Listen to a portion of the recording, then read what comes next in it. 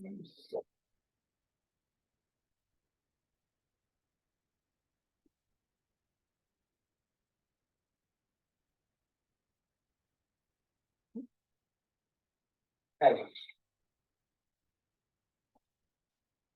So, ladies and gentlemen, Michael, great to see you. We have a special guest visitor today. Wow, Michael's you got amazing lights at home.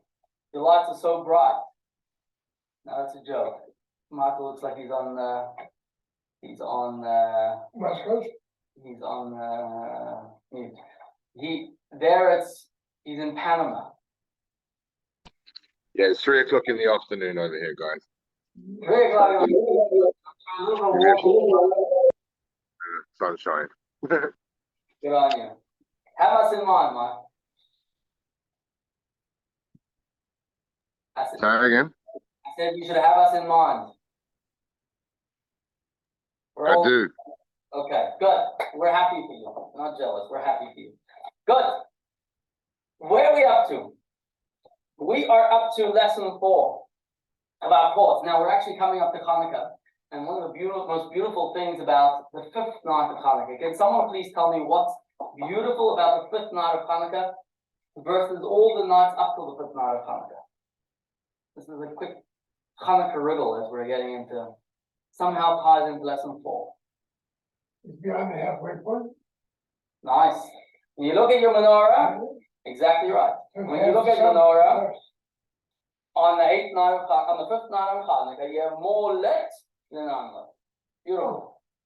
So it's symbolism of more light versus darkness. That's the whole Hanukkah. The whole Hanukkah is bringing light into the darkness. The 5th night, you really see that symbolized even on the menorah itself, but the menorah itself is more lit than unlit. That's totally cool. 4th class, the moment we have the tipping point, where Tanya is becoming so much part of our life, where we start running with it. So we're already past the halfway line, and 4th class, we're in the home stretch. Now, we've been doing a lot of inner soul work over the last few weeks.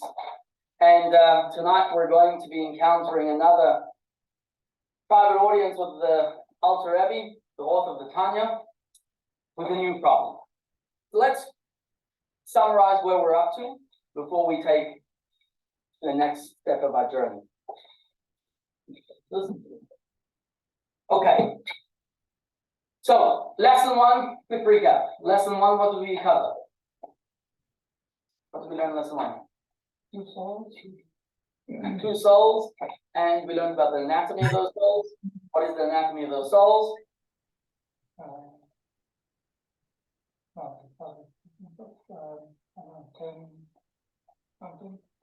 10 faculties, good. 10 spheres, 10 the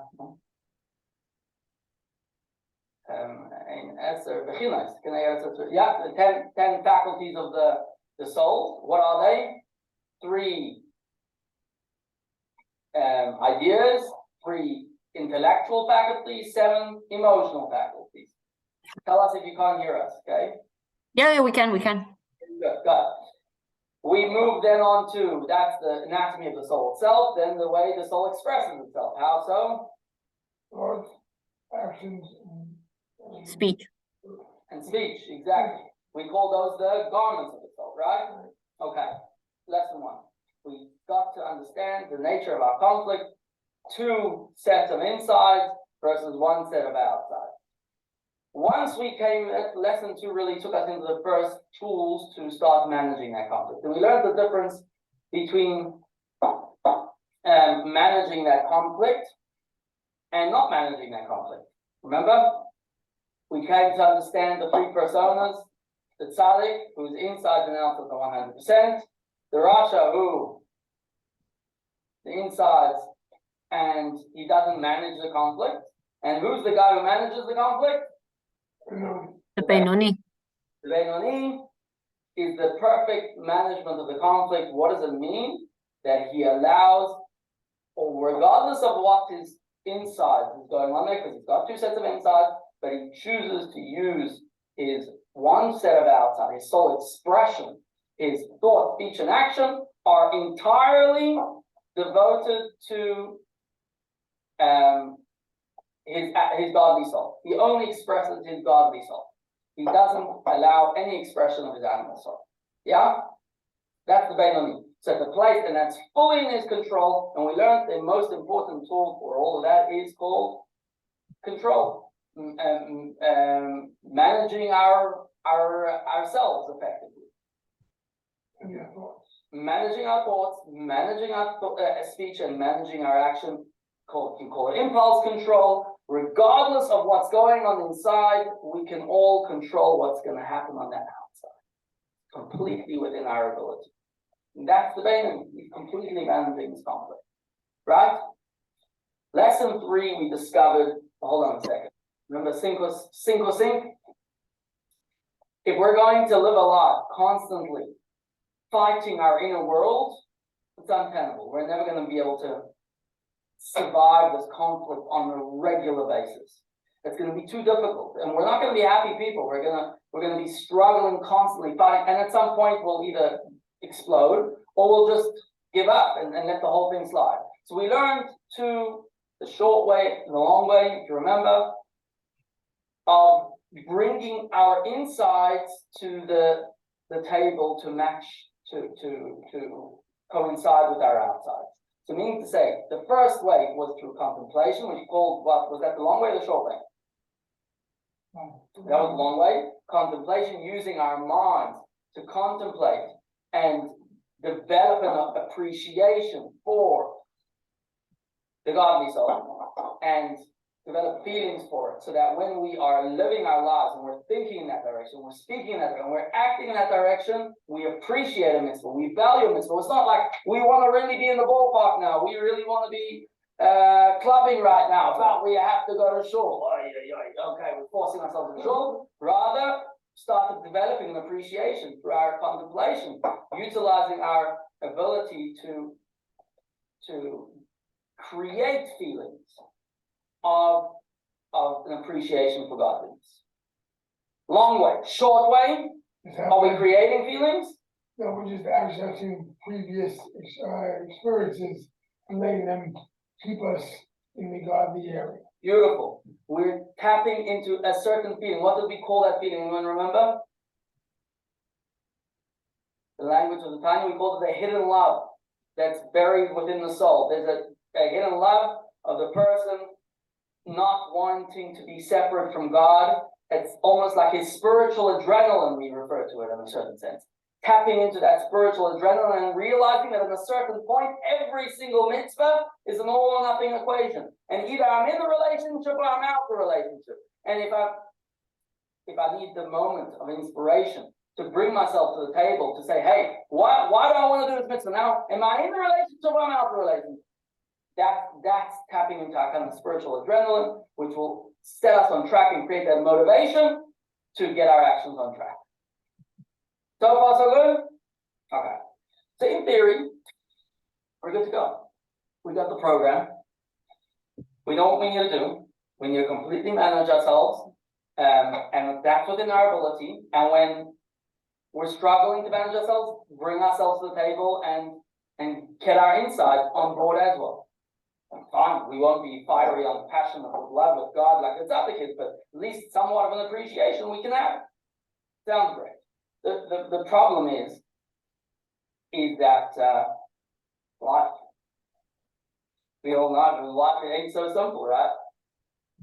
So life throws us curveball, and while we're trekking along and things are so cool, and my service we're in a good space and we're managing it and everything is wonderful. Suddenly, boom, life hits us, and a struggle hits us, a hardship hits us. We have some pain, some real difficulty, and straight away, in the moment those things happen, what happens when we start struggling? Do we have the wherewithal to fight the inner battle when we are struggling? Do we? When's the hardest time to get out of bed?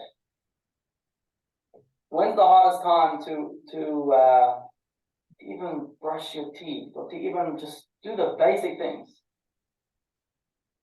Something you don't want to do. something you don't want to do, and there's something that's draining your energy level, something that's pulling on you, schlepping you down. While you're trying to get going, there's something schlepping you down. It's like you got a weight tied to your foot, you know? What does stress of life do to us? What does difficulties do to us? What does pain and challenges? That's exactly what it does to us. It kind of, we're pumping, and all of a sudden that old balloon of energy gets deflated, and we're like, oh,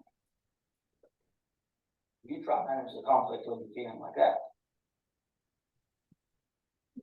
That's what we're going to tackle tonight. So the techniques of staying positive, the techniques of simcha, achieving simcha, joy. Because if we don't have joy, the next thing we come to the Alter Rebbe with, we say, Rebbe, I was doing all the beautiful things, I'm on track. But guess what? I came home and I discovered that there was, I don't know, we lost a whole bunch of stock to a flood and a knocking of course, and basically all my self-worth, gegangen. I'm not managing it anymore. I can't find the strength to rebuild myself to the place where I should be able. So we need to be in this positive state of mind. Okay? Now, that's really the chapters we're going to focus on tonight. So we're looking at chapters 26 to 34 in Tanya. This is probably the fastest expressed version of Tanya possible to cover.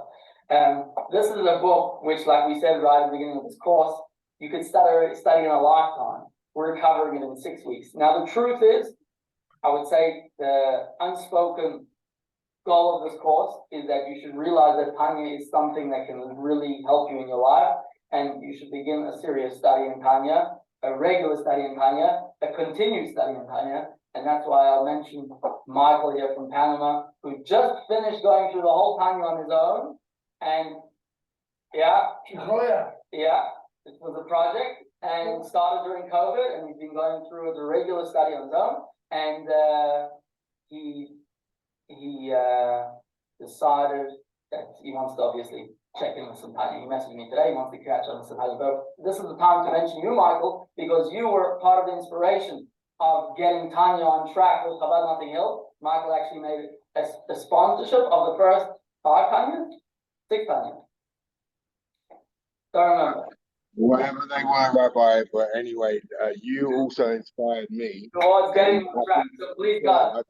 I think that we should also mention every time your Zaida, who was probably like bigger inspiration in the time of the Rebbe, and the Rebbe was really my inspiration to get myself kind of more studied up, and instead of studying the normal 5 books of the Torah, for some reason I got to have it in my head to try and take on the Tanya.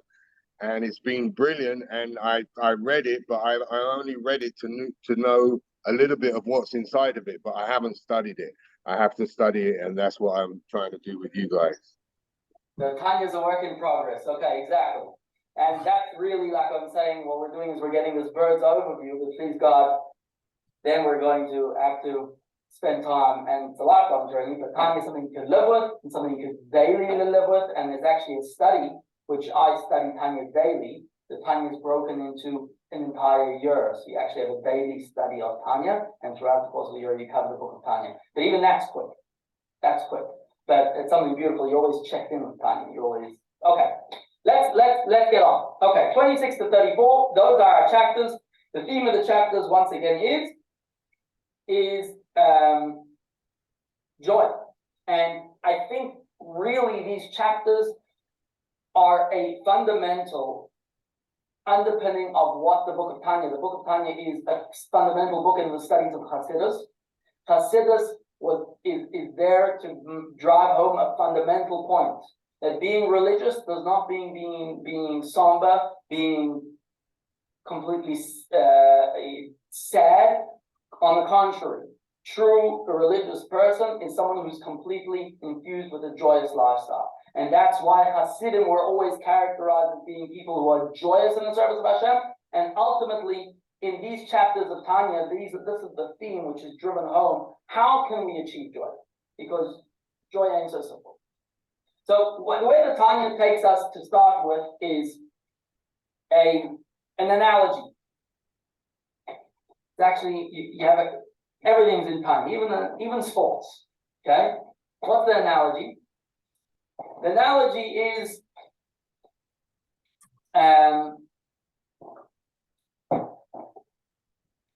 let's take a look at it.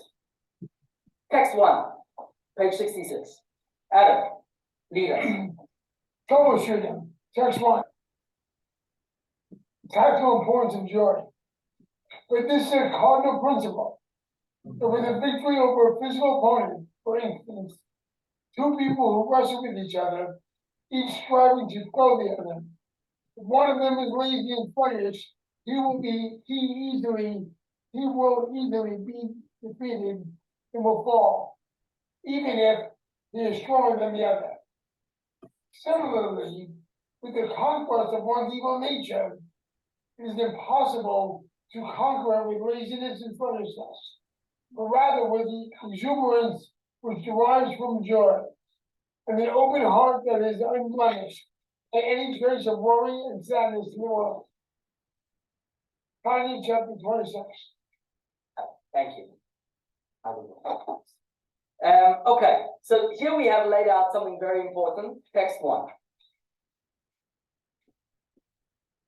Text 1 says that the cardinal principle in a battle is if you can have two opponents even who are mismatched.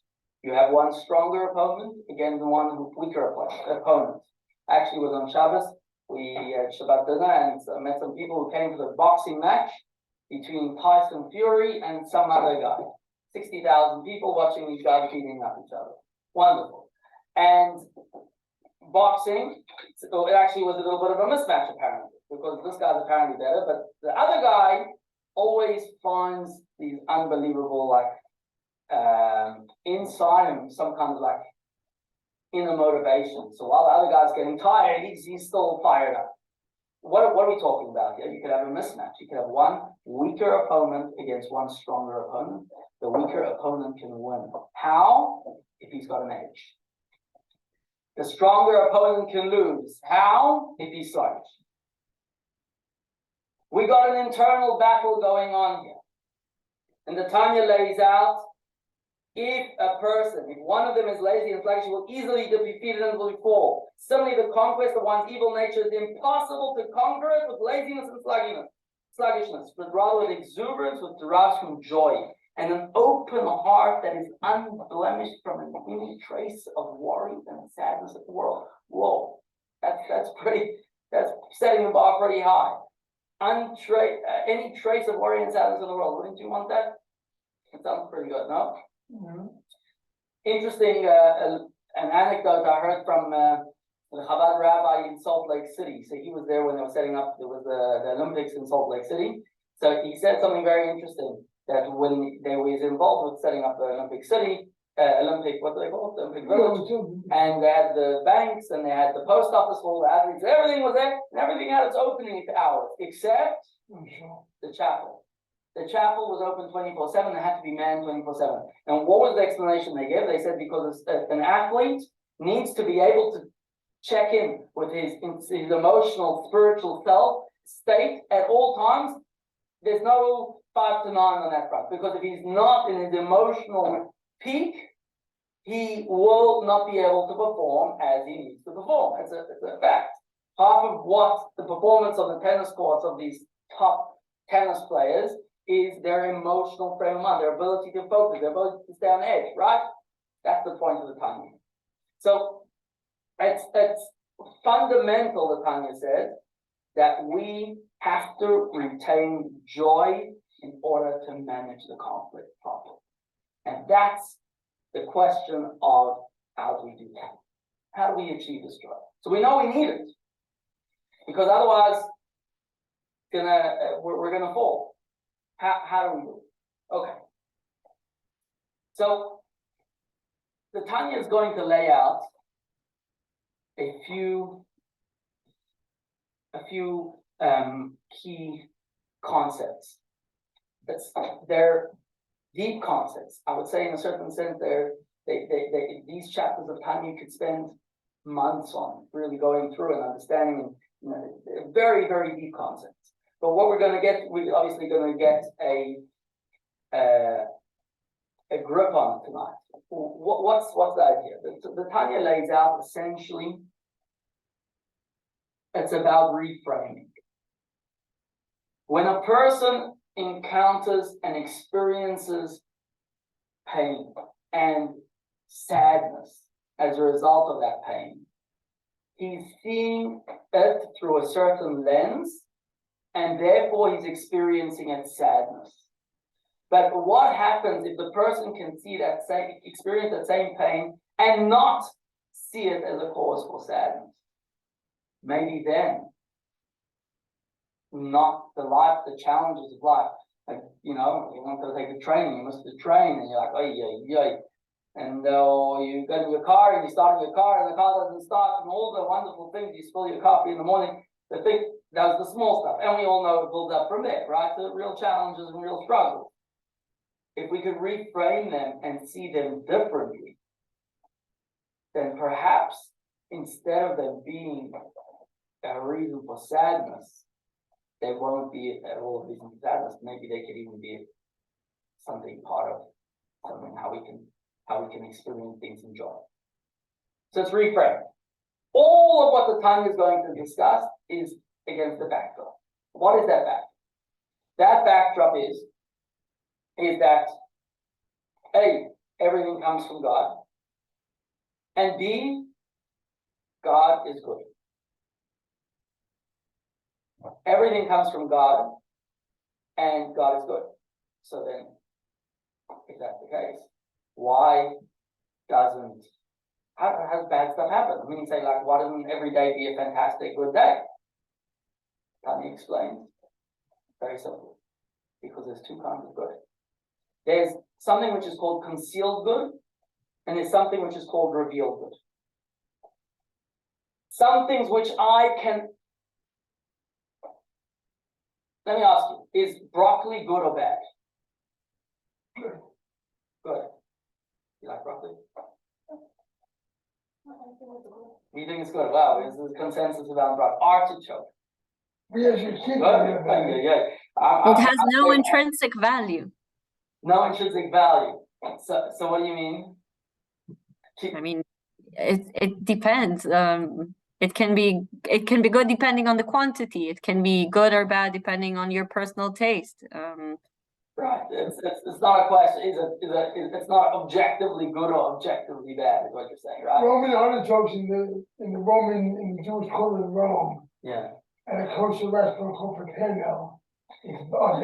Very good. That's godly soul stuff. Okay. So what did I say? Are broccoli good or bad? I'm saying is, even if I don't like broccoli doesn't become bad, right? I just don't understand broccoli as something that somebody can ever want. Why would someone ever want broccoli? That's just horrible. Broccoli eating trees, terrible. I don't understand it that way. Does that make it bad? No. Along the same lines, Tanya tells us that there's some things which are good, revealed good. That's the stuff that we perceive and understand as good. Then there's stuff which is concealed good. And that's the stuff which we don't understand as good. It's good, but we can't comprehend. We don't understand it. Are they both good? God is good. Anything that comes from God is good. But this experience is something which is coming from concealed good, and therefore I don't understand how it's good, but I know it's good. Does that make sense? Mm-hmm. Let's use an analogy here. Okay, Mendel just turned 3. So he had his option. He got some gifts. And what happens if, for Mendel's option, did particularly well that month. And I decided, Mendel, you're going to get a big present. And I give him an envelope. Mendel opens this envelope and there's a check. Mendel Weinberg, 5,000 pounds, 10,000 pounds. Good present?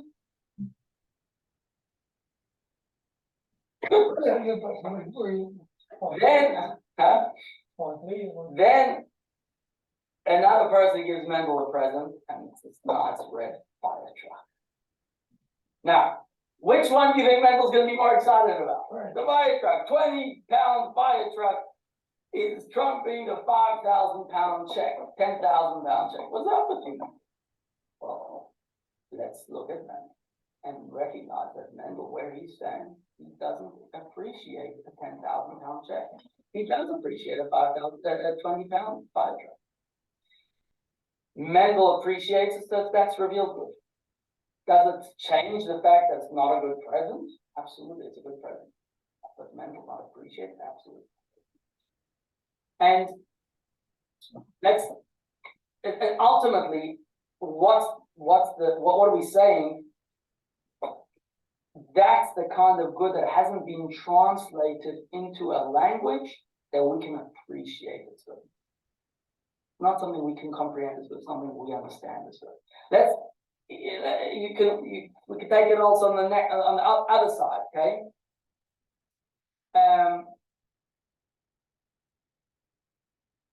When someone a parent will hold back a child from touching the stove, okay? Does the child enjoy the experience? Even does the parent enjoy the experience?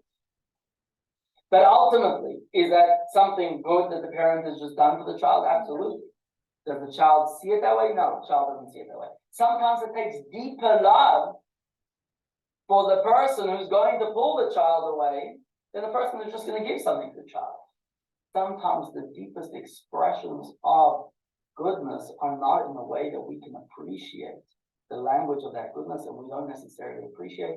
That's something that the Alter Rebbe is telling us is called concealed good. It's coming from a place where we don't understand it. It's coming from a place maybe even deeper than the revealed good, and therefore doesn't change the fact that it's still good. It's just that we can't understand that it's good. So the reality is that I can explain this to you, and we can understand this concept.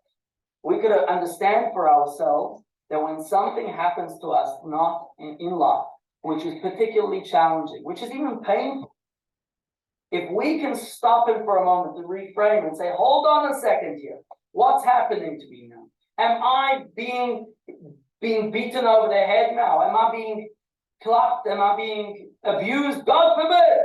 God is good. Everything he does is good.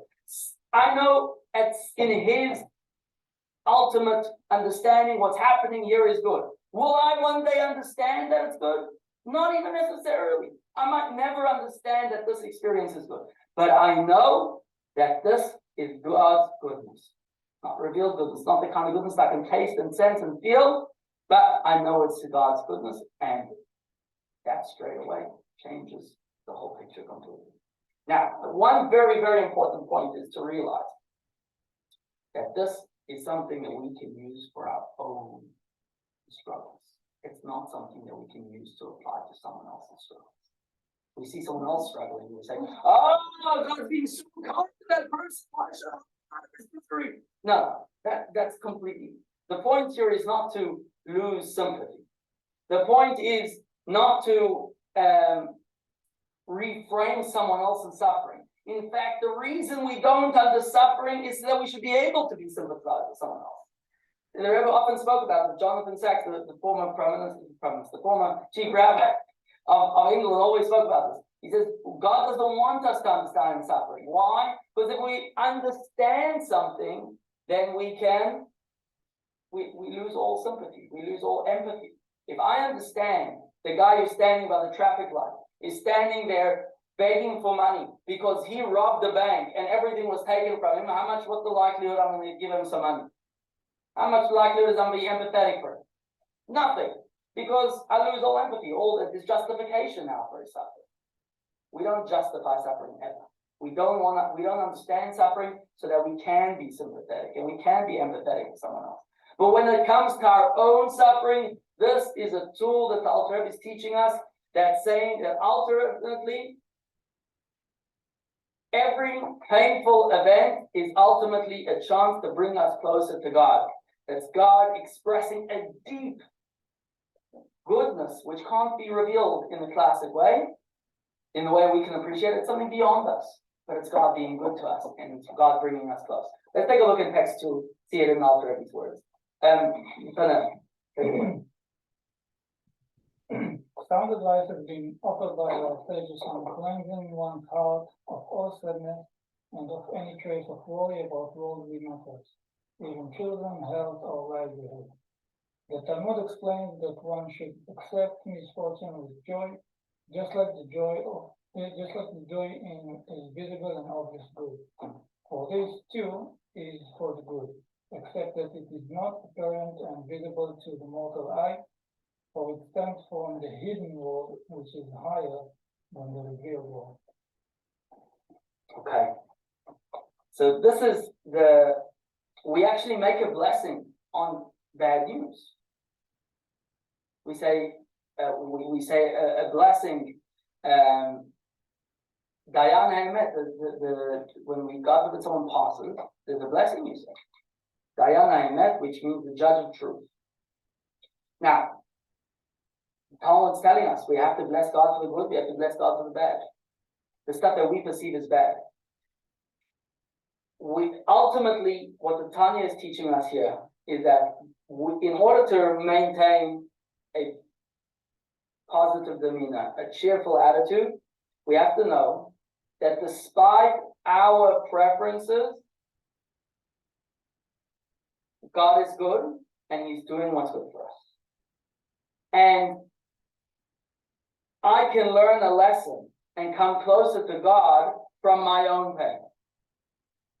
I can know, definitely not from someone else. That's for someone else, I need to be there with them. But for my own pain, I can know that this is coming from a place which the Tanya calls from the hidden world, which is higher than the revealed world, which is those are spiritual worlds, is the concept of spiritual worlds, which is basically the revealed worlds are the things that we see and we can cherish and appreciate with our own eyes. But we all know that we are extremely limited in our perceptions.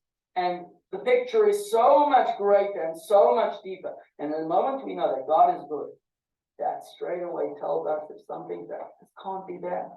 It's coming from a place of concealed kindness. God is being good to us. I don't necessarily appreciate it. I don't understand it. That doesn't make it bad. Reframing. That's the reframing that I'm just talking about. Okay? So this is talking about physical hardships, difficulty, real challenges. If we can reframe them, that obviously it's a process. If we can work on reframing them, we can bring ourselves to a place where these things won't bring us down. Because we, through faith, we know that these things are not really bad. Any questions?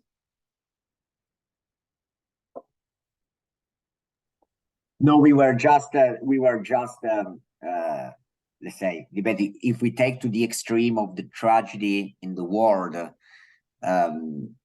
is it a tool to survive is it like a tool to survive the strategy of the war, like loss of a child or the Holocaust? Is it also like a tool to survive this strategy from a spiritual, psychological perspective? Okay, I would say yes. At the same time, I think right now, the way we're discussing it, obviously, this is a deep discussion and it's something we need to go into much deeper. Definitely within our lives, the suffering we can experience, yes. In understanding the world at large and the suffering that goes on, Tanya is definitely addressing that too, but we really need to study it in depth to properly appreciate what the Tanya is saying about everything as a whole. What we're talking about in terms of our own lives, let's focus on that in the context of this class. Okay? Recognizing with our own lives, knowing from a position of faith that this is the fact, and straight away using that as finding solace in the pain, knowing that ultimately it's good, and actually it's bringing us closer to God. It's coming from a place of a deep kindness of God. The Tanya talks about it at length, meaning so you have to see it in the Tanya itself. It's extremely powerful the way Tanya talks about it. But we obviously got to move on. So let's move on. And the next thing we're going to focus on is another problem that a person has. The other things that can get us down. So we spoke about getting down from physical stuff, right? Life. But we also get down from emotional place, from a place of how did I do that? How did I behave like that? We feel like, you know, we did something wrong, and then we feel so guilty that we did that wrong, right? Jewish guilt, you've heard of Jewish guilt before? This thing where we messed up, and then we start beating ourselves, and we right? Now, is that a good thing or bad thing, this guilt thing? Guilt, good, bad. You can turn it into a positive. You can turn it into a positive. Okay. Awareness. Huh? Awareness. You're aware of what you've done. Okay. The But then you Tanya have to teaches change us something. Then you have to change your next action. Good. Until the end. Good. So let's take a look. The Tanya tells us something very powerful about guilt. The Tanya tells us that guilt is often a tool of the evil inclination, the tool of to get us to stop managing the conflict. Why? Because the moment, think about a diet, right? I messed up on diet. Oh yeah, see that cookie? I had a cookie. I wasn't supposed to have a cookie. The next thing what we find ourselves doing, beating ourselves, and the next thing I find ourselves, I just finished the whole chocolate cake, you know. My diet's out the window. Why? Because what guilt often does is guilt makes us feel sorry for ourselves, makes us feel, you know, look at me. So then what do we need to do? So we look for comfort. And what's the comfort we look for? We look for an indulgence. We easily indulge from a place of guilt. It's the next thing. Oh, I feel so bad. What do? We look for something to make us feel better. And therefore, we often fall immediately after a position after feelings of guilt. And then what happens next? So after we fall, we look at ourselves like we feel even worse. We just fell. Look at me. Look how guilty I feel. How did I just do that? And then what do? We fall further. Take a look at figure 1 on page 68. This is the cycle. Guilt, indulgence, degradation, guilt, and cycle repeats. The Tanya tells us that this is a vicious cycle. Guilt starts very often, is not coming from a place of a holiness. There's feelings of guilt. You know what it's coming from? It's coming from a place of giving in to easily getting us off the path of managing our conflict and into the path of giving into temptation. So guilt needs to be carefully managed. So even when I'm going through the things in life, not only the struggles and sufferings which easily bring me down. Okay, so we told how to reframe those. But even when I'm going through things and said, look at me, how did I do something? I spoke so horribly to that person. Or I missed going to synagogue on such an important day. And stop those guilt feelings. What should you do? Well, the Tanya tells us what you got to do is you got to schedule an appointment. Let's take a look. Text 3. Victoria, you want to read for us? Sure. Can you hear me? Yeah. Yep. As for sadness connected with spiritual matters, one must seek ways and means of freeing oneself from it. That this applies to the time of prayer is obvious, for one must pray to God with joy and gladness of heart. But even if one is occupied in Sorry, one business, sec. I'll stop you a second. So Tanya is saying that even when it comes to taking spiritual stock taking, I'm depressed about my spiritual self state. So when am I going to deal with that? At the time of prayer, that's when I'm going to start saying about it. How I'm depressed am, how I'm such a low.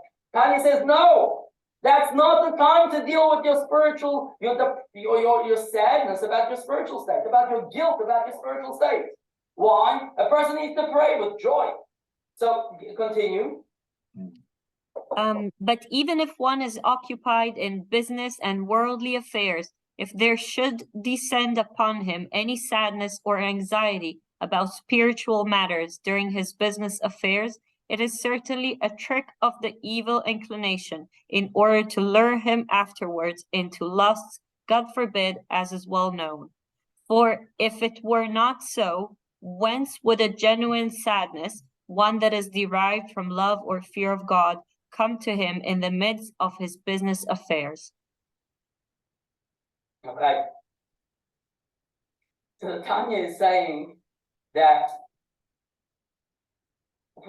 what's going on here? You're fine. Time of prayer is not appropriate. Time of business, you start in the middle of working, suddenly I start feeling really guilty about it. Hold on a second. Where is this coming from? Where is this coming from except for a bad place that your Yetzer Hara is trying to get you off managing the conflict. And he's trying to schlep you down. It can't be that it's coming from a good place, because if it was truly coming from a good place, all of a sudden in the middle of business, I'm starting to have these awesome feelings of love and fear of God, that therefore I'm feeling bad about the things that I did wrong. Don't fool yourself.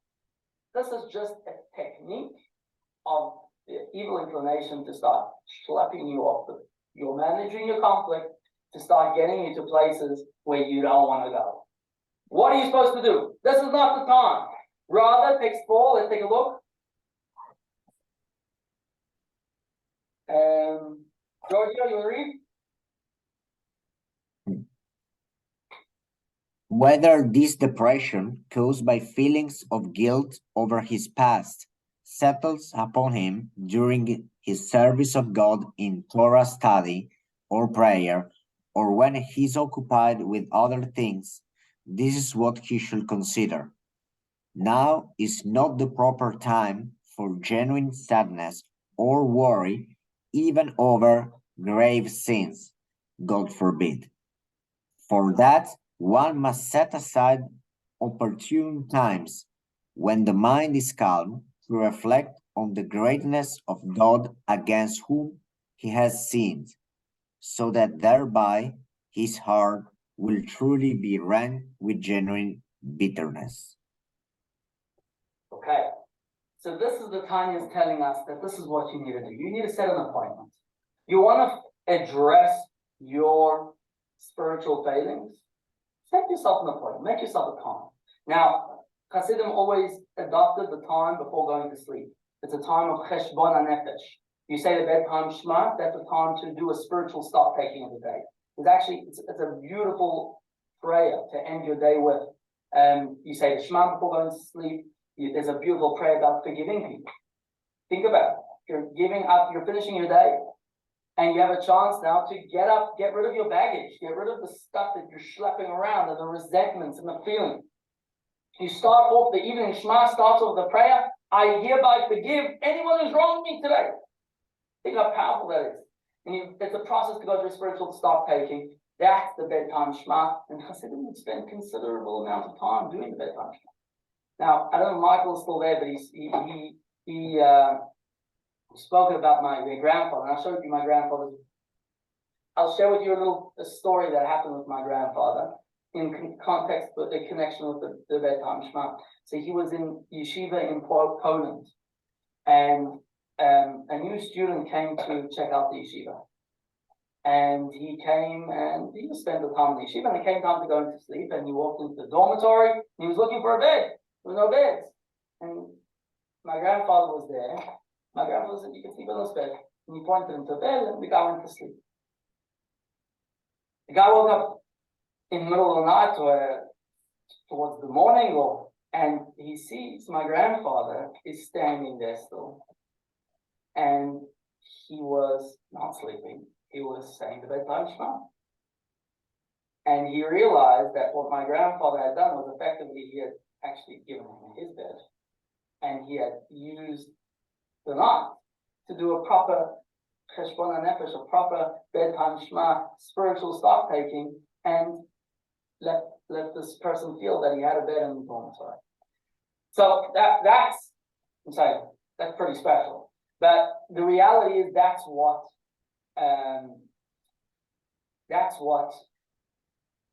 Kriyas Shema Shalamite is. It's a time, designated time for spiritual stock taking. If you want this, the time goes even more specific. You want to feel bad about your certain failings. You want to feel bad about your certain behaviors. Yes, make an appointment. Guess what? Or someone told me this, and he said, he's feeling really bad about something. I said, I took that advice from Tanya. I said, take a time, make up a time with yourself. That's the time you're supposed to focus on the skills. Otherwise, don't focus on the guilt. Otherwise, it's a technique of the evil inclination. Don't focus. He's trying to get you off track. There's time for it. Make time. So a few days later, I saw him. I said, no. So did you end up? Did you follow Tanya's advice? He said, you know what? I set a time, but I was so busy I didn't have time to show up to the meeting with myself. And to me, that was the biggest proof that this is just the evil inclination. Is this truly your soul searching, looking to come to a truth of feeling of really looking to improve your behavior? If it was, then show up to that meeting with yourself and truly analyze your behavior. If it's just a technique of the evil inclination to say, hey, let's pull you down. And once we pull you down, we'll trample over you. And you'll be butter in our hands because you all have lost all the willpower to continue managing the conflict. It's a great technique. As Tanya says, don't let that catch you out. Schedule a time. And another thing that's very interesting is that Tanya says, what's the nature of when you use that time? When you've got that time, when I'm going, what are you supposed to do at that time? So can it also be seen with this experience your friend had the other person had?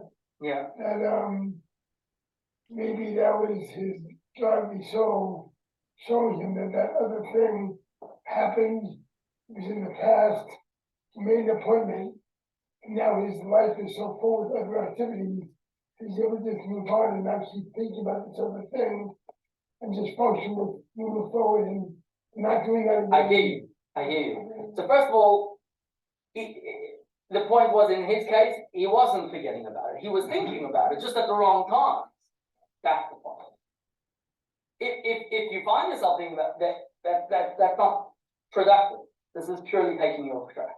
And another thing that Tanya points out is, for that one must set, I'm going back to the text, one must set aside the opportunity when the mind to reflect on the greatness of God against whom he has sinned. What am I thinking about at that moment? Am I thinking about the sin? Sometimes it becomes like this experience where we slow motion replay the sin.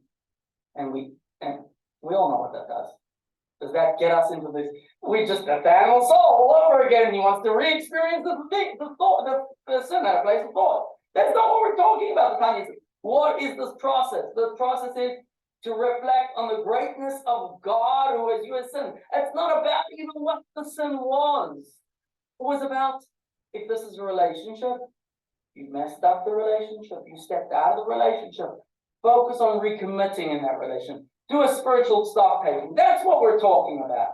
Don't get fooled into this whole dressed up experience, which is just a great chance for you to get swallowed after your animal soul and its desires to indulge. Okay? So we've spoken about reframing physical life challenges. We've spoken about dealing with depression, which comes from our moral failings and our spiritual failings.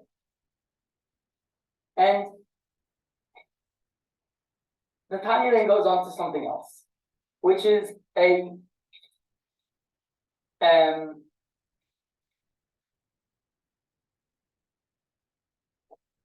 sadness and depression, which comes from being embarrassed, being shamed. Shame in, look at me. How could I even have thought to do something so miserable? Such a disgusting thing. How could, I think of myself as an honorable person, and then into my head popped this really horrible thing.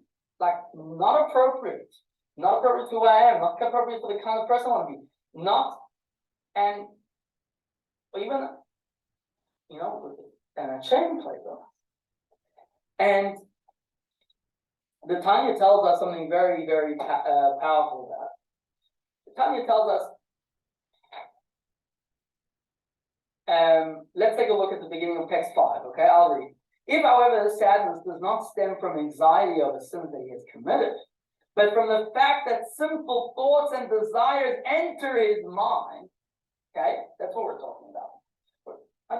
It's about just how did I even have a thought like that? And I'm pretty ashamed of, like, look at me, and like people knew what was going on in my inner world, right?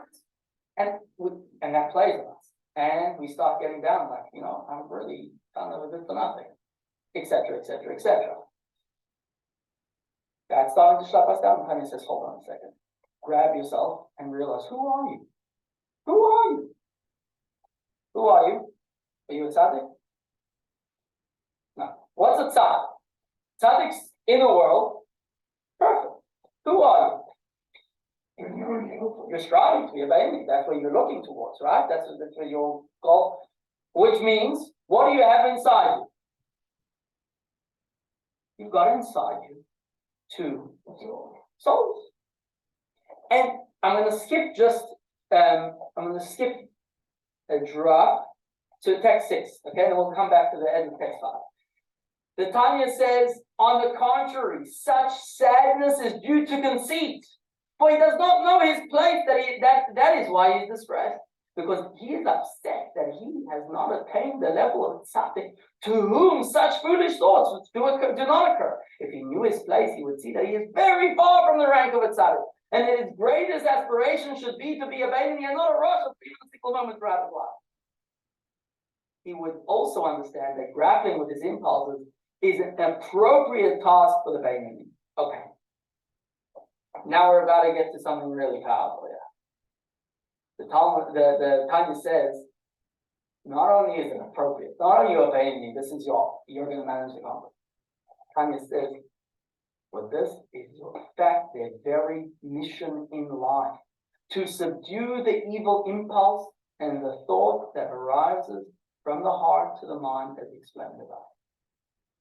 The Tanya says, this is your mission. Your mission is to manage the conflict. Your mission is to have impulses which are far from holy, because you've got an animal soul. But God put you here and he tasked you. This is your mission, to manage that conflict. He wants you to, and he's going to support you in that. And the Tanya then, the enormous, beautiful description of the Tanya saying, you realize that when you manage your conflict, you're not just affecting your own life, you're affecting cosmic changes in the spiritual world. And the Tanya describes kind of the chain of cosmic effect, that a person, every time he manages his own conflict and he wants this and he doesn't, the effect is enormous. That's the mission why you're here. So you're going to convince yourself and say, me? Look at me, it's disgusting. If people knew what was going on in my inner world, my impulses, what some of the things I want to do, they would be horrified. I'm a horrible person. I'm a bad person. I'm ashamed with myself. Who do you think you are? You arrogant guy. It's kind of driving into you. What do you think you're a tzaddik? You shouldn't have these kind of. You're a guy with an animal soul. Know who you are. Understand that this is not something, a reflection of that you're a good for nothing. And know that this is what you're tasked with. You're tasked with managing the conflict. I'm going to go back to text 5. And the Tanya says, no, this is actually should be a cause of joy. The fact that you are having thoughts which are inappropriate is actually a cause for joy. Joy? Anyone know? Why would it be joy? Let's take a look. About 3 dots on text 5, okay? On the contrary, he should be happy with his lot. For although these sinful impulses enter his mind, he has averted his attention from them and thereby fulfills the injunction, you shall not follow after your heart and after your eyes by which you go astray. The above verse surely does not speak of tzaddikim, referring to them as going astray. God forbid, but of Balaam, like himself, in whose mind there do enter erotic thoughts. Tanya is not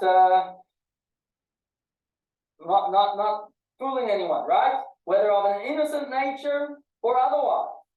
And when he averts his mind from them, he fulfills this commandment. Consequently, he should rejoice at his compliance with the injunction, just as he does when performing an actual positive precept.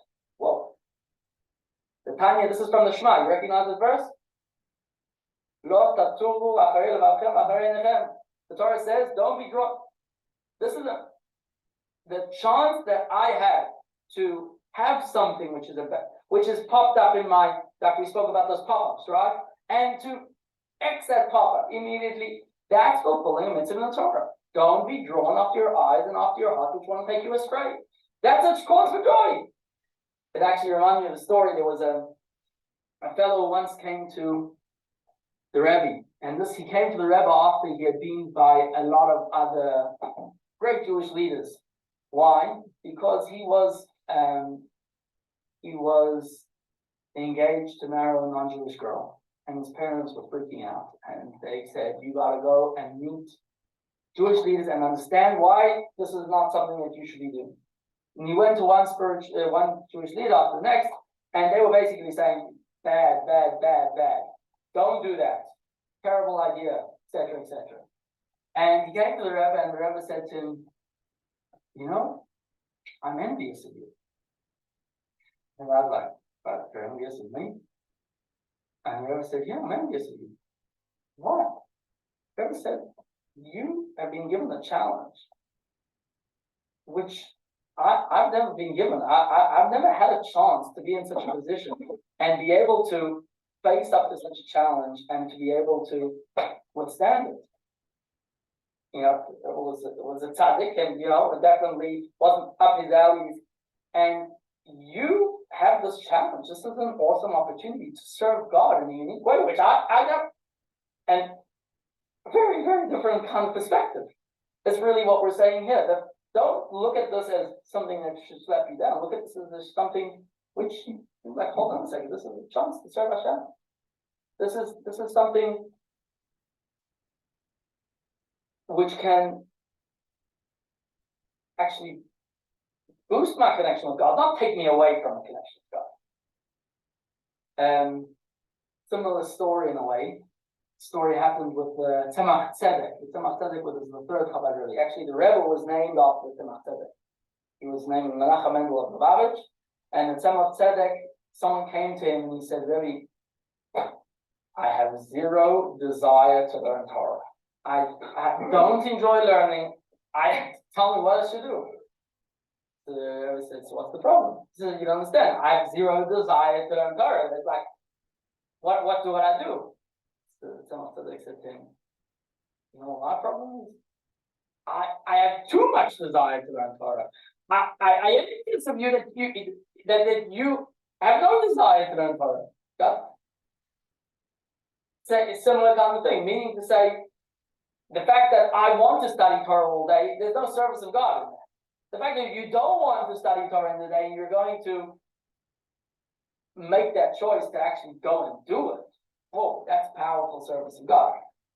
So that the Tanya took us through 3 minefields, so to speak, of things which can set us off, things which can take us off and really start pulling us down. There's a great Hasidic saying which goes like this: depression is not a sin, but where depression can take a person, no sin can take a person. Yeah, depression is not a sin, but where depression or sadness can take a person, no sin can take a person. What does it mean? It means that depression on its own is not a sin.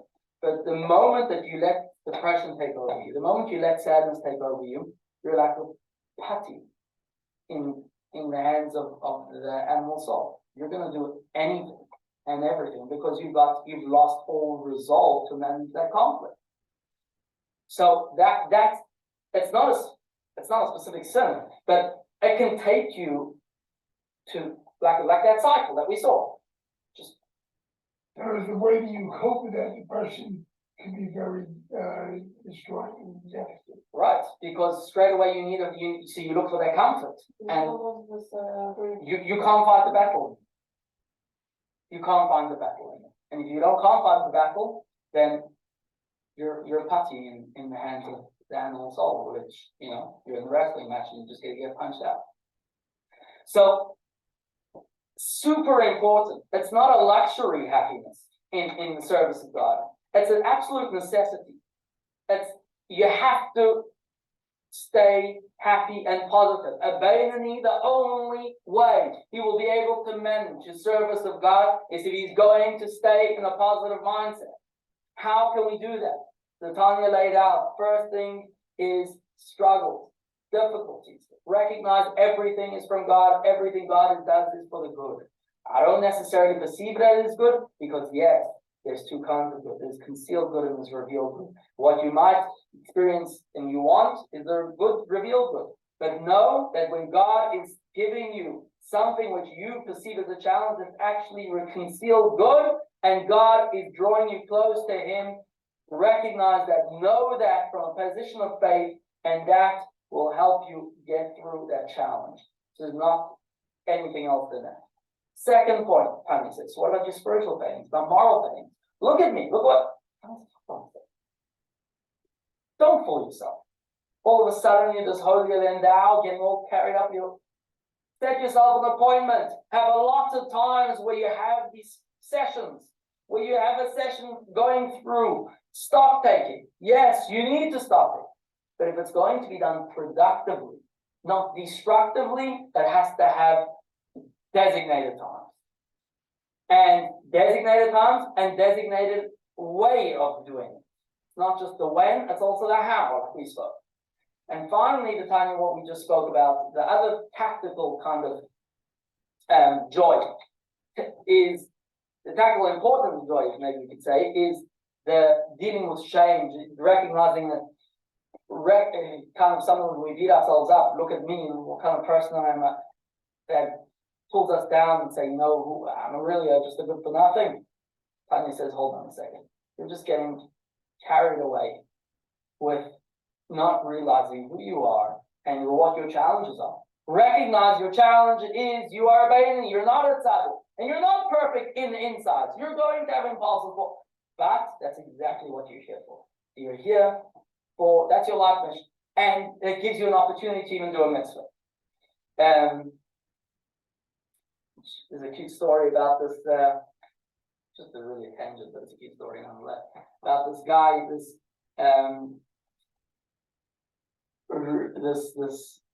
rabbi who is in a certain town and is the wealthy man in town. Everyone knows he's a wealthy man in town, but he's a terrible monster, and he never gives any charity. And he can really support so many people. He doesn't give a penny of charity. One day the rabbi says, I'm paying him a visit. Says the tenant, what are you going there for? There's so many causes that he can help, but you know him already. He's a waste of time. I'm going there. And they go and he sits down, and this rich man starts, welcome, and he says, thank you, what a great guest. He starts welcoming him, and in typically Muslim fashion, he brings in a plate of food for himself and for the rabbi. He's like, brings him a plate, and then they quickly grab it away, all kinds of stuff. And the rabbi, he says, so tell me why you're here. And the rabbi, tell me, what are you doing here? Doesn't say what. Saying it's just like busy pressing away, and the rabbi doesn't say, we're just sitting and sitting and sitting. Eventually the guy says, Rabbi, come on, what did you come to that?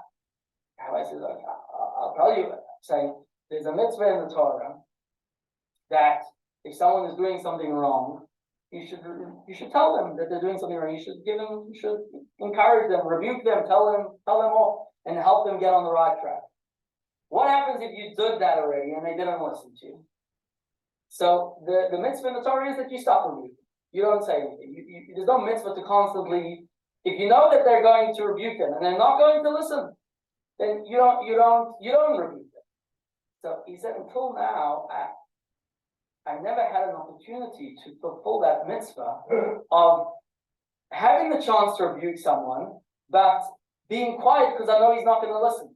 So I wanted to come here to fulfill that mitzvah. I wanted to come here, sit in your dining room, know that I could rebuke you, know that you're not going to listen, and therefore I have to just sit silent. He said, I came here to sit silent. He said, Rebbe, but how do you know I wouldn't listen? How do you know I wouldn't listen? I know you're not going to listen. How do you know? Eventually he tells him what he came for. That he wanted to come, but I didn't. He says, but Rebbe, maybe we'll listen. And they change. That's the story. Anyway, okay. Let's move on. I just want to check the time. Okay. So we will move on now to the next step of these chapters. Okay. So we are up to in the chapters 26 to 31. We are up to the end of chapter 27.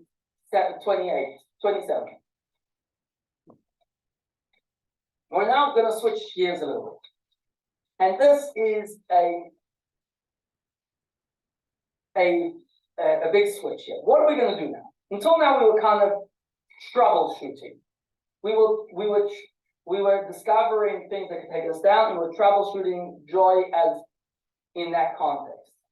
How to combat those things that are going to take us down. Now we're going to start talking about preemptive joy. Joy in our state of being, not as there is in contradiction to things that can pull us down, but joy for our state of being and how we can achieve that. And the Tanya takes us through an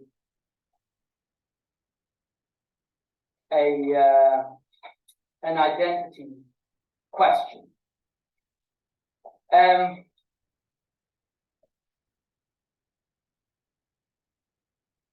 Okay, maybe we'll do this learning activity together. Page 73.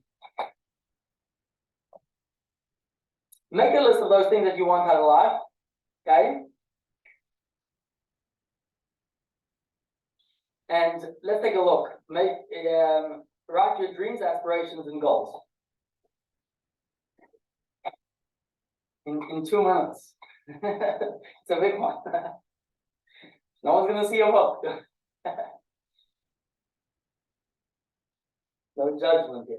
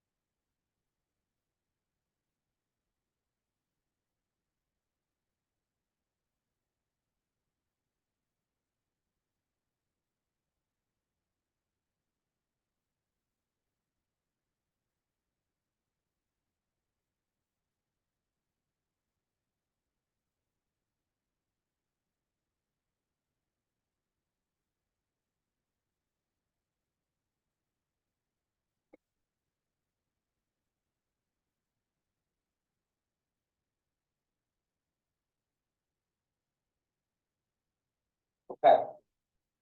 Finish up.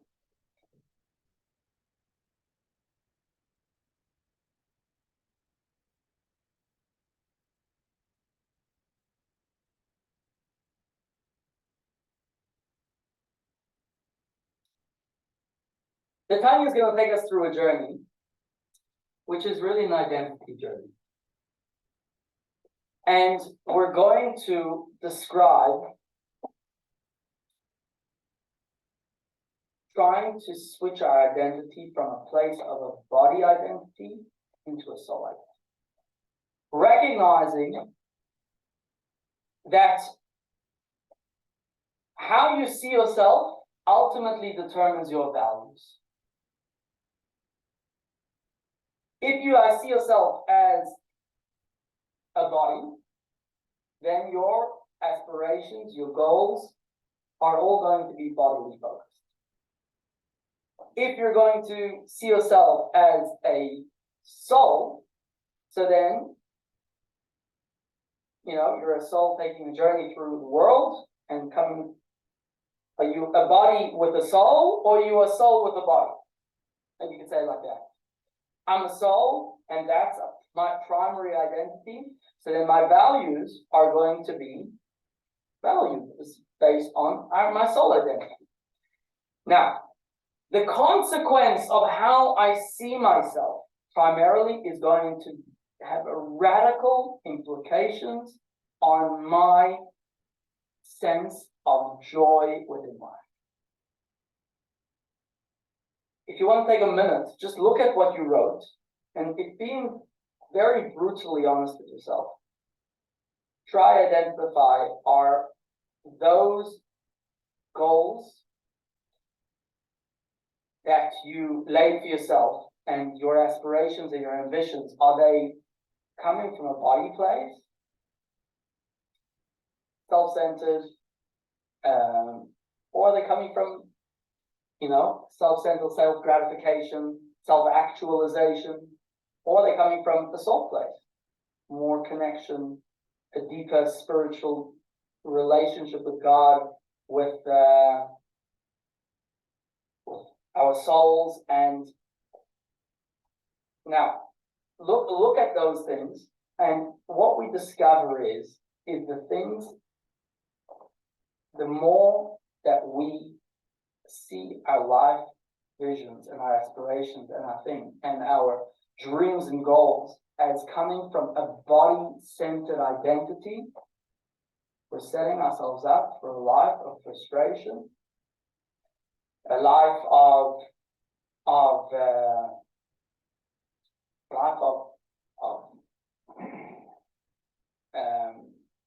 letdown, a life of really not satisfaction. Why? Because by very nature, the body is a survival. We can talk about the animal soul body. We're going to interchangeably use them here. It's a survival-based thing, and because of that, there's no such thing as enough, and you're going to always need more, and you're always going to want more, and you're going to always have to and what is satisfaction? What is even when you achieve the satisfaction, what does that satisfaction mean? How meaningful is it? So we're going to constantly pursue things which are, and guess what? Most of the things which are body-centered goals and body-centered aspirations are completely out of our control. We ultimately don't. You can have the best education and never get a job. You could have, you could go to the gym every day and eat healthy and, God forbid, get cancer and die. You know what I mean? Nothing is guaranteed. So you're going to constantly be living this life, creating this ideal of what do I want to achieve within life? All bodily centered. And ultimately, you're never going to be able to experience true joy. Whereas on the reverse, if your identity is a soul identity, and that's your true identity, guess what? You're going to be constantly rich. Why? Because that's always available to you. The only thing, the price of turning on the actualization of your goals and aspirations from a soul standpoint is your choice. It's completely in your hands. It's nothing beyond your control. It's completely up to you. You want to experience and have that joy, then you can have it. No circumstance can ever take away your ability to have a close relationship with God. So the more I define myself as a spiritual being, as a soul being, as a soul being whose desire it is to be connected and to live a life of meaning and purpose in that direction, the more I'll be able to completely be in control of my own destiny. And the more I'll be able to always have this attainable for me. Let me give you a story to bring, two stories maybe to bring out this idea. I think these stories bring out this idea. That's how at least how I was relating to the idea. And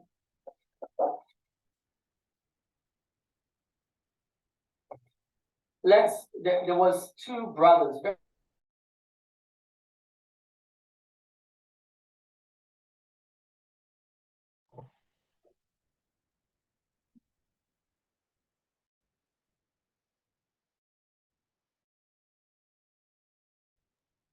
I think you're on mute. You hear us now? Now we can hear you. Hello? Yeah, we're here. We can now see you and hear you. Good. Okay. Two brothers, very famous Hasidic brothers, Reb Zusha and Reb Melech. Countless stories happened with these. They were students of the Maggid of Mezrich, the second leader of the Hasidic movement, and then they became rabbis in their own right. They were traveling, and they offered wood. They would travel as just common people, they're incredible scholars, and they were staying in an inn. Next thing they know, there's a raid of the inn, and the police come in and they raid the inn because it turned out that there was a whole bunch of criminals who had staying in that inn, and together with the criminals, lo and behold, who's scooped up as part of the raid, Reb Zusha and Reb Melech, they were hanging out there. They must be part of the group. They come to prison and they're put in a cell. And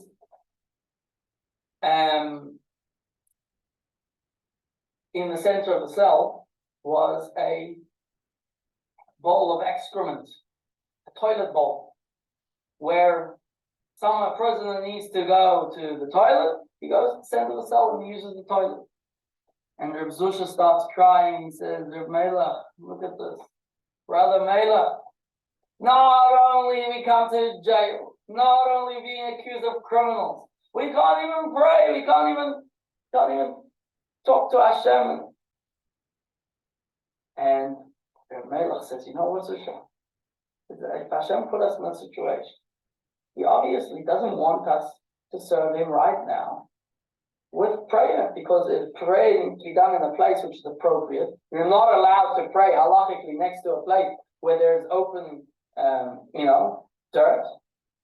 So we obviously, that's not the way to serve God now. We need to find a way to serve God. We're serving God now, not through prayer.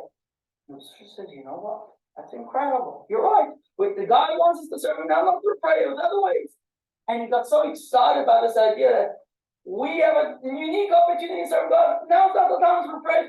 And he starts dancing and singing. And Reb Melech is like, amazing when they get all inspired about this. And they're busy pointing and says, it's all because of this bowl of excrement. And they're all pointing. The guard comes in, what the heck is going on? What are these guys doing? Sees them pointing at the bowl. He says, I see this bowl making you so happy. Let's take it out of the cell. You won't do it anymore. He throws it out, and sure enough, they're able to pray. One story. Another story is a famous Chassid, Reb Mendel Futterfass, as he was known. Reb Mendel Futterfass is a man who lived in Russia, was sent to Siberia for his work in spreading Judaism under the Soviet regime. And he's sitting there, and sure enough, in the places where they were sent, he was there together with a lot of other political prisoners. and they were all exiled there. And one day, I mean, he would have Brandon Lucker Mendel would tell stories over from his time there. He's sitting with a lot of non-Jewish prisoners, and they're sitting, and one day he's talking, and the guys they're sitting together, and one of the guys says, look at me. You see me, I'm hanging out with you guys, I once had a life, and I once had a fancy car, and I once had a fancy office. I was the mayor of this and this town. Look at me today, I'm schlepped off to some Siberian town, no one's even heard of it, and a bunch of them. And the other guy starts to eat, saying, yeah, you think you were a hot shot? I was a big doctor, and I was this, and today, look at me, I've got nothing left. And each one's kind of commiserating about what they've lost and how they had such good lives, and now they've got nothing left in them. It comes to Mendel, and Mendel says, guys, I don't know what you're talking about. That I'm perfect. I don't lose anything. They said, oh, yeah, so Mendel, what? You weren't successful out there, and you're still in it. No, he says, no, that's not what I meant. He said, as a Jew, my primary functioning in life is I want to serve God. In Moscow, wherever I was living, I was able to serve God in one way. I was able to be there and serve God in my normal situation. And here, where I'm living today, and I'm living in Siberia, I'm still able to serve God. So, have I ascended? Yes, I lost this, and I don't have this, and it's not comfortable. But what's my identity defined by? And there's something on the screen. I don't know. Up there. As long as you still hear me. We still see you and hear you. Okay. And Mendel says, my primary identity is that, and I want to serve God. Straight away, that's a cause for joy. No matter what, no matter how, no matter when, that is a deep cause for joy, and it's something that's always accessible, and it's something that we always have at our fingertips. Let's take a look at text 7. Luba, I think we're up to you. This then should be one's lifelong aim, the joy of the soul upon leaving the body during one's study of the Torah and prayer, so that the soul may return to her father's house as in her youth. I'll stop you 1 second. The soul upon leaving the body during one's study of Torah and prayer. What are we talking about? Does that sound like a good thing? We're not talking about that. That's not good. So we're talking about the soul going back to her father's house as in her youth. Let's see what that means. Surely, there is no joy as great as that of being released from exile and captivity. It is comparable to the joy of a prince who was taken captive, turning the milestone in prison and becoming covered with filth, who then goes free to the house of his father, the king. True, the body remains a source of limitation, since the essential character of the animal soul has not been transformed to good. But his godly soul will become more precious to him than his body, so that he rejoices in this soul's joy, without letting the sadness on account of his body interfere with or disturb the joy of the soul. So we're talking about deriving soul joy, tuning into, identifying. What is our identity? Our identity is a soul identity. And the moment we establish our identity as a soul identity, we can create an enormous shift in terms of our entire frame of reference of where joy comes from. If joy is from a place of body, we're setting ourselves up for trouble. If joy comes from a place of our soul, our godly soul, then that's something that's always accessible. It's always something we can tap into. It's always something at our fingertips. It's always like those two stories. That's always extremely powerful. And this, we'll finish with this one idea. We're really holding at the end of chapter 31. Now, the truth is, Tanya chapter 31, Tanya initially, the very, very first time Tanya was put together, it was put together as separate booklets. and the cycle of Tanya went chapter 31, then chapter 34, 3, 34, 35, 36. Chapter 32 was missing. There was no chapter 32. Didn't exist. The cycle went chapter 31 and then 33. That was the reign. Comes time when Tanya was printed the first time, the Alter Rebbe inserted another chapter in Tanya. That was chapter 32. You want to know how to say 32 in Hebrew? How do you spell it out in letters? Lamed Bet. Lamed Bet. Lamed is 30. Bet is 2. What word is that? Lev. The word lev, the heart. Tanya, the Alter Rebbe inserted at exactly this point, the chapter which wasn't there before, and he said this is the heart of Tanya. The heart of Tanya, chapter 32, is all about V'ahavta l'reacha kamocha. Love your fellow Jew like yourself. And in chapter 32 is a classic which really says, now that we've established that your primary identity is your soul identity and not your body identity, straight away, that is the ground for achieving unconditional love for another person. The Tanya makes the point, he says, as long as your body is going to your primary identity, then your existence is a contrary to my existence. You having the last cookie means I can't have the last cookie. You sitting in that chair means I can't sit in that chair, etc., etc., etc. But the moment that I realize that my body is my primary identity, what does that mean? That means there's you and me, there's not separateness. That's what defines bodies. It's all about separateness. Soul's all about interconnectedness.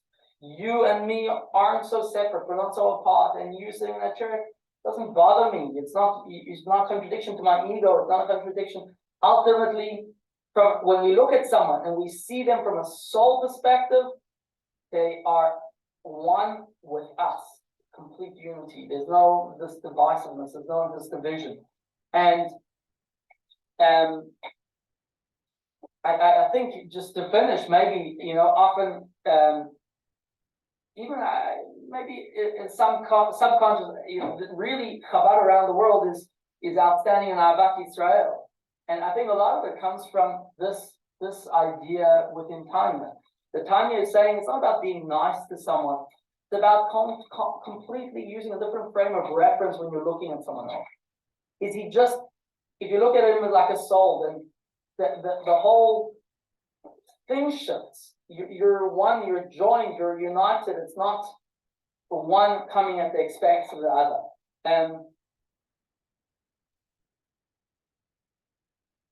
You could look at some of these texts inside. There's enormous more that we didn't cover tonight inside. Even what's inside is still a lot more that obviously we didn't see and we didn't get to, just because we're only getting a bird's eye view here. But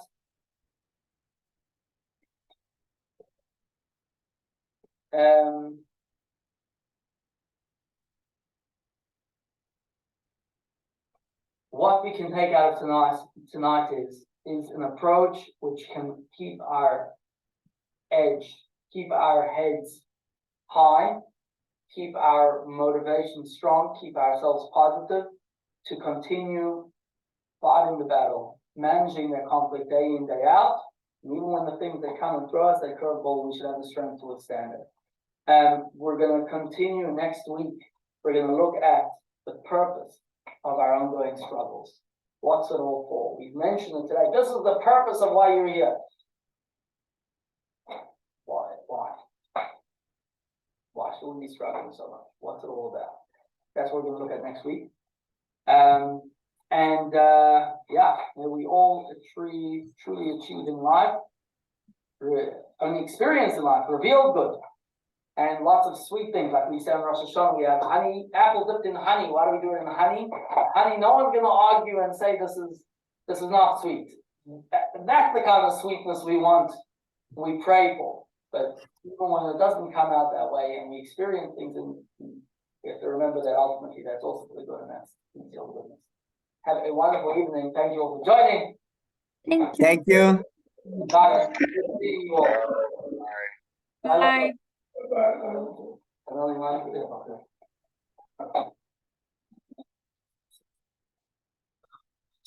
Professional audio.